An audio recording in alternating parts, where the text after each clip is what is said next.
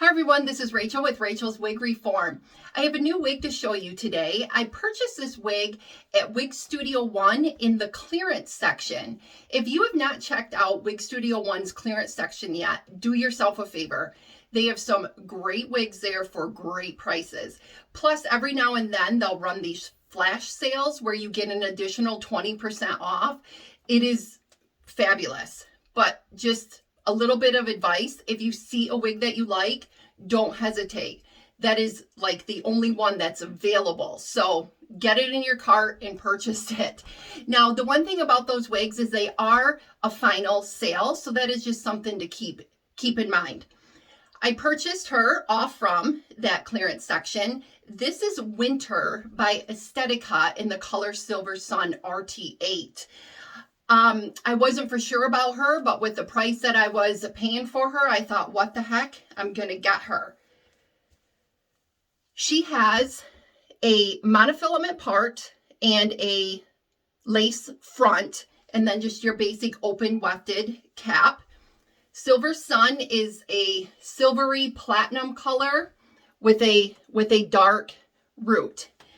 I put her on when I first got her, and all I could think was, I look like Marie Barone from Everybody Loves Raymond. I don't know if you're picturing her right now, but that's all I saw when I put this wig on. So I took it off, threw it back in the box, and she sat in there for probably about a week. And I decided to get her back out. I put her on, and I thought, I think I can make some modifications to this to make it work. So that is what I'm going to show you here today, what I'm going to do to this wig, what it looks like now, and then what I'm going to do to it. Before I put her on, I am wearing Julianne by Jon Renau in the color Martini. So I'm going to go ahead and throw her on now for you. It's one of those things where when you're looking at all of the photos and the reviews from other people, what it looks like on them and what it looks like on you is two completely different things at times. So here she is real quick. I'm going to do a quick 360 and then talk about the things that I do not care for and what I'm going to do to fix it, okay? So back, side, back to the front again. First off, I am going to open up this part just a little bit more. I haven't even really played with the part yet because I haven't done much with her, but I'm going to open that up just a little bit more. Let me grab a clip here real quick. I'm going to put these bangs out of my eyes just so I can talk to you without constantly messing with it. The biggest thing that I do not like is this long layer right here. For me, on my head, it doesn't taper in, like there's no gradual taper to it. It's just like you have your back, it's stacked up, and then bam, here are these long pieces. And I do not care for that. So what I'm going to do as a modification to her is I'm going to take her and I am going to pull her down and just kind of notch off some of this length right here to bring that up just a little bit so that it doesn't have, oh, I dropped my comb, sorry about that. So that it doesn't have this long, I kind of call this like, those dogs with those long ears. That's kind of what this reminds me of. So I'm going to take that length out of here just a little bit on each side. The other thing is this side here is very kind of all one length.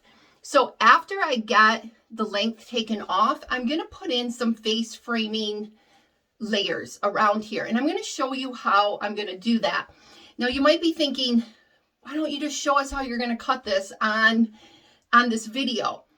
The problem with that is my phone is my mirror. And it's challenging to cut a wig just using my lens of my phone as my mirror. So I'm going to kind of explain it to you, and then I'm going to tell you how you can see the after at the end of this video. So back to the face framing layers.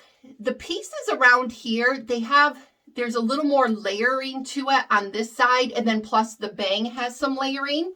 But what I do for face framing layers is, I'm just going to show you here. I take a piece and I gut it, and I want to show you how you can do this. So what I'm going to do is pull this piece of hair across my forehead, and then I'm going to cut it. Of course, I got a piece of hair in my mouth. I'm going to cut it right here. Now, I want you to imagine this. This right here underneath my finger is going to be the shortest part of that layer. So if I bring my finger back across here, that is where that layer is going to fall, kind of right at the top of my cheekbone. So if before I cut it, I'm going to do this little test. I might say, oh, I want this to be a little longer. So I'm going to pull it across. Now I bring it back around, and now that's where that layer is going to be. That's how I do this. Let me show you if I was to go too short. If I was to take this and just think, oh yeah, right there, and cut this, when I bring this back across, that's where that layer is going to be, right at eye level. So I can go out a little bit farther, cheekbone, pull it out a little bit farther, right at the bottom of my nose. So that is how I do that. I hope that makes sense to you when I'm showing that visually. I don't know what I'll put in over here, because I'm going to take the length off first before I put any framing layers in. Then what I'm going to do is I am going to spray her with some water and get her scrunched up and start to style it just a little bit more, because I really don't care the way these bangs are falling, but I can work with that and make it work. The other thing I want to show you on this is the hairline. This is super good. A lot of times when you get those darker roots, the knots show really, really bad, but they incorporate some of this blonde silver sun bright color into the hairline. And I don't know if you can see it through this video, but because of that, it softens up that dark root and it makes it look more realistic, and it doesn't make it look so knotty with those dark roots. I'm going to clip this out of my hair again. So what I'm going to do is I'm going to go off camera and I am going to make all the modifications to this wig. Then I'm going to be doing before and after pictures. I have created a Facebook page called Rachel's Wig Reform. I will be sure to attach all the information in the description box below this video, including the details of Julianne, the details of this wig, the link to Wig Studio One, the link to their Wig Studio One clearance section. And then I'm also going to connect the link to my Facebook page, Rachel's Wig Reform.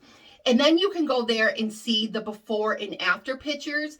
I just think that's an easier way for me to kind of show those pictures. I'm not advanced enough to figure out how to do it through YouTube yet.